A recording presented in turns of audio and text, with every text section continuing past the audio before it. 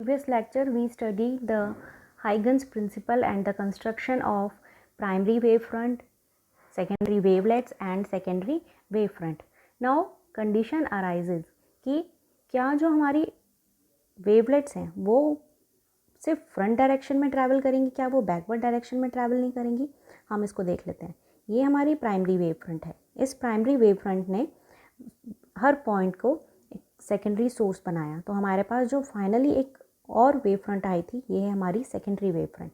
इस secondary wave front को हमने कैसे कंस्ट्रक्ट किया था, हमने पॉइंट्स लिए थे इस सेकेंडरी वेव फ्रंट पर कुछ इस तरह से। ये हमारी प्राइमरी वेव फ्रंट है और इस प्राइमरी वेव फ्रंट पर हर पॉइंट ने एक्ट किया as a source of light और फिर वहाँ से हमने सेकेंडरी वेवलेट्स बना दिए। जो पर्पल लाइन से हमें दिख रहे हैं, पर्पल हाफ सेमी सर्कल्स, ये हैं secondary wavelets.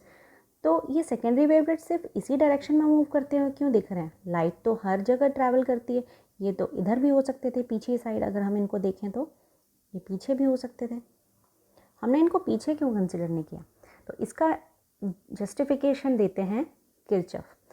According to Kirchhoff's rule we know that intensity is directly proportional to cos square theta by 2। इस फॉर्मूले से शो किया गया intensity of light I is directly proportional to cos square theta by 2। Now हम इसको cases को consider कर लेते हैं।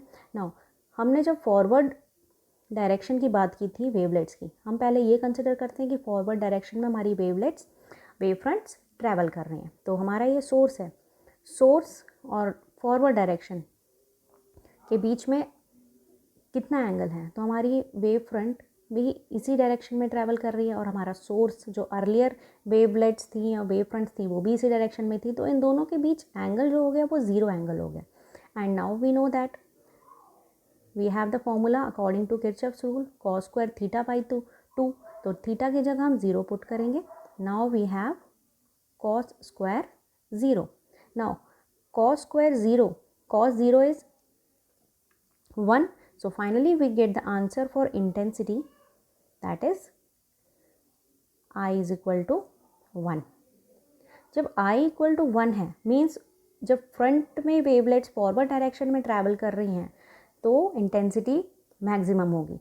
नाउ हम इसका दूसरा केस कंसिडर कर लेते हैं। हम कंसिडर करते हैं कि जो वेव फ्रंट है वो बैकवर्ड डायरेक्शन में भी ट्रैवल कर रही है। मतलब हम पीछे वाला जो हमारा हमने फ्रंट पोर्शन कंसिडर किया, ये फ्रंट पोर्शन हम कंसिडर कर रहे थे। अब हम ये कंसिडर कर लेते हैं कि बैकवर्ड डायरेक्शन में भी हमारी वेव फ्रंट्स वेवलेट्स मूव कर रही हैं, लाइक यहाँ पर ये भी हम कंसिडर कर लेते हैं। तो अब यहाँ से अगर हम देखें फॉरवर्ड डायरेक्शन है और ये बैकवर्ड डायरेक्शन है, तो ये एंगल कितना हो जाएगा? This angle will be, direction से जब हम बात करें तो this angle will be 180 degree. Fine. तो हमारा formula, we know the formula, that is cos square theta by 2।